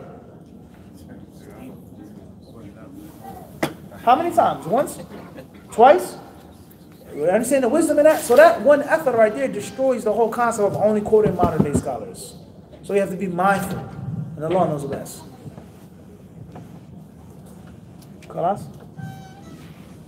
You finished that batch? Oh, we're back online. I'm sorry. What time is the adhan, Abu Man? Isn't it hypocritical that Muslims didn't let naked people use the Kaaba when they finally owned it? I think that's a spammer. AG, Austin, Texas. What are the rules of Menten criticism? There are many rules. Many rules. Many rules. And the ulama, they've explained this. If you want a specific book, then go back to Ibn Qayyim's work, Manarul Munif. Ibn Qayyim explains many principles of criticizing the Mutun. This is a technical question about Ilm al-Hadith. Anyone who wants to learn a pure original way of Ahl al-Hadith, he has to read those books of Ahl al-Hadith. Now, one of the things which show you the concept of Menten criticism is the lives of the Sahaba. Aisha radiallahu anha said, the Prophet never said that. Ibn Umar made a mistake. Umar made a mistake. Hudayfa made a mistake. Umar ibn Khattab radiallahu ta'ala, he says we should not leave off the sunnah of Allah, the kitab of Allah. We won't leave off the instructions from Allah and His Messenger. لِقَوْلِ مُرَأَةٍ لَا نَدْرِي أَحَفِظَتْ أَمْ نَسِيَتْ. We don't know whether she memorized it or whether she made a mistake. That one who is in the iddah receives nafaqa and sukna. You have to put her in the house and spend upon her if she's in the iddah period. He never said, or he criticized the narration that she mentioned to the Prophet because of what? That it conflicts with the teachings that are already established to him. When Abu Musa knocked on his door and he left, and the door servant told him who it was, and he went back to Abu Musa, he says, why did you leave? And he says, the Prophet says, Al-istidhanu thalath, 3 times you knock. If you're allowed inside, and if not, then leave. Where did you hear this from? Where did you get this from? If you don't tell me who corroborates your story, I'm going to beat your back. He criticized the Menten based off of something which was unfamiliar to him. So the lives of the companions and the stories of the companions is a rich, lush pasture of learning about criticizing the Menten, the text. And that's why some of the ulama say that in the naqd al-Menten muqaddamun ala naqd al-sanad. Looking into the actual report instead of just looking into the actual reporter. Alright? So that's a very long discussion. Please go back to the classes and the lessons that we have done on the topic. And Allah knows best. Next question says, Assalamu alaikum Mufti. Ian from Melbourne, I'm supposed in Australia. Although there is a lot of goodness, khair, in being shy, what should one do if they're extremely shy when it comes to interacting with sisters even? Wa alaikum assalam wa rahmatullahi wa barakatuh. As we have explained in the explanation of Riyadh al-Salihin, the words of Ibn Qayyim is that there's a difference between shyness and just weakness and incapacity, a person incapable of doing what they're supposed to be doing. There's a difference. So if you're shy in front of the opposite sex, or you're shy to do things and say things, that's one thing. But I'm the imam of the masjid, or I studied overseas, and I'm too shy to answer a question, or too shy to give a khutbah, or too shy to tell someone to fear Allah, it is no longer praiseworthy. It's now blameworthy. And it's not shyness, but it's now weakness. You're too weak to do what you're supposed to be doing. So if you can't keep a basic relationship with your friends, your family members, and do the things that Allah and His Ambassador have placed upon you, then the shyness is not good anymore. Rather, Ibn Qayyim says that it's not even called shyness anymore. It's now called ajz, weakness. But shyness is a good thing. It's good to be shy. It's good to be bashful. Shyness can prevent you from doing bad things and being in bad places. But sometimes shyness is not a good thing. You get married, you can't be shy. You're a speaker, a student of knowledge, you can't be what? You have to break your shyness. Well, how can that? In Allah knows best. And this question says, Abdul Hakim, Fort Worth, Texas. The book Fadlul Islam has many weak hadith. How should we deal with it? It's not just the book Fadlul Islam. There are many other books that have weak hadiths in them. Whether they're books of Ibn Abdul Wahhab or other than Ibn Abdul Wahhab. It's not just that one book. It's very simple. If you're a lay person, then deal with the commentator. Let the commentator handle it. Let him deal with it. Let him explain why and how. If you're not a layman and you're a student of knowledge, then you deal with it accordingly. It depends on your level of ilm. That's a very big problem with regards to, and we've said this earlier in the session today, we've been told weak hadiths are totally useless. We don't use weak hadiths, we don't mention weak hadiths. But this book of Ibn Qayyim, this book of Ibn Rajab, this book of Ibn Taymiyyah, this book of Ibn Abdul Wahhab, in the footnotes it says, this hadith has been declared weak by Albani. This hadith, it's a problem. Something is wrong with our theory, and something is really wrong with our practice. It's a glitch. And this goes to show you what I just said on what is the way of the ulama, what is the way of the Salaf al-Salih, what is the way of Ahlul Sunnah wal Jama'ah. It's not just black and white, easy piece of cake. There are different generations, there are different schools, there are different ways of dealing with issues. And it's not simplified and basic and easy. The people of the Sunnah don't use weak hadiths. That's not true. The people of the Sunnah never ever sit with someone who's from the people of innovations. That's not true. That's not true. We only take from this, but that's not true. We only go back to this one scholar. That's not what? That's not true. And the proof that that isn't true is the inconsistency between those classical books and what is being put out in the modern era. You understand? And Allah knows best. Question says, S.A., Ontario, Canada. Can a female wear red undergarments for her husband? Inshallah. There's nothing wrong with that. You can wear whatever color you want for your husband. M.N., Birmingham, UK. May Allah bless you. How is that najasa is pardoned but time or Qibla is not when they both conditions of the Salah? May Allah bless you for a very important question. This goes to show you the inconsistency of many fiqh principles and the inconsistency of many fiqh madhabs. An example of this is what I was just reading in the office from Sharh al-Kabir. They say that if you have najasa on your clothes and you take it off, your prayer is still valid. And they also say if you make the salah and afterwards you realize that you have najasa on your clothes, your prayer is still valid. So what if you pray without wudu? Is your prayer still valid? If you didn't face the qibla, is your prayer still valid? Covering the awrah, at-tahara min al-najasa, dukhul al-waqt, istiqbal al-qibla, all those things are also what? Shurut of the salah, is inconsistency. And this is why some of the ulama, they say that najasa being avoided in a prayer is not from the shurut of the salah. It is obligatory, yes. You have to avoid it. It's obligatory, but it is not a prerequisite of the salah. And they say if it was a prerequisite of the salah, then the Prophet ﷺ would have broken his prayer when he had the sandals that were impure and filthy. And how can you continue your prayer and you didn't have wudu? If you didn't have wudu, you started making salah, you make wudu, you have to start prayer from what? From the beginning. I'm not trying to get no fiqh debates with Ali Davis, because I know he's ready to jump on me. Hada man ad-deen Allah bihi. That's what we believe to be the truth. There are many inconsistencies in many fiqh madhabs.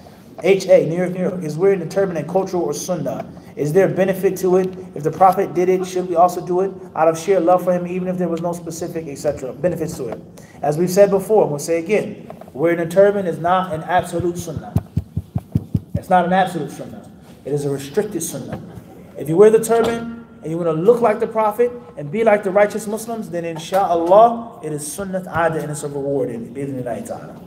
There are many benefits in it. As I said, looking like a Muslim and distinguishing yourself as a Muslim.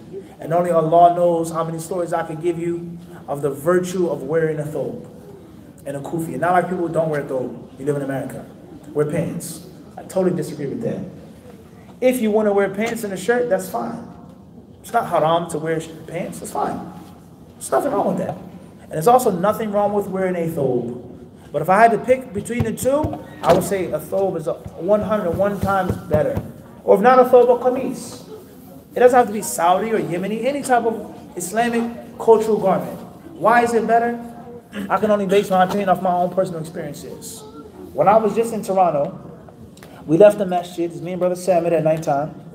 And as we walked around the corner, we were getting in the car, it was freezing cold. He said to me, he said, be careful, Mufti. He says that the shughl is around here. That shughl, that's what he said. I was like, what shughl? Gun violence, drugs? He said, no, be careful. I'm like, what? Next thing you know, a lady walks up to me and she starts approaching me. So I look at her and then she says, oh, I'm sorry, forgive me, and walks off. He said, this is one of the worst places in Toronto for prostitution. It's one of the worst places in Toronto for prostitution. So Allah knows we're not exaggerating. It was freezing cold that night. And this poor woman was out there pacing back and forth looking for customers for $10, $20, $30. In the freezing cold. Imagine if that was your daughter or your mother. Selling herself to make measly money, sleeping with any creep on the streets in the freezing cold. And she said sorry to me because she walked near me. Why did she say sorry? Because she saw how I was what? Dressed. You're a religious guy. I'm sorry. I wouldn't have even approached you if I seen you wearing that dress. I understand the moral of the story? If I just had on pants, I could be just a normal John, a normal customer. And she may have approached me more and try to grab me or throw herself on me. What if I had a fitna and a weakness of zina? What if, let's say, that I have a major fitna, I can never turn a woman down. If I wasn't wearing a thobe, I would have felt what? Victim, prey. But the sheer fact my thobe, it deterred her. What if I was looking for a prostitute that night? What if I was going to pay her? But she herself, she did what? She said, oh, sorry. Everyone understand this? And I have tens of other stories in which the thobe has saved me, and a thobe has brought good rewards and benefits to me. And a thobe has been a major opportunity to give da'wah, to call people to Allah. So I'm only talking about my own experiences. Is it obligatory to wear a thobe? We never said that. Is it haram to wear pants? We never ever said that. Is it obligatory to wear a thobe? No, we don't say that. But we're talking about what we prefer and what we think is best. All right? And that's just one story from among what? Many. So how many times we've been in situations? Allah knows best. We're going to stop here for the event. Jazakumullahu khairan. Sallallahu alaihi wa sallam wa barak ala alihi wa rasulihi nabiyina Muhammad.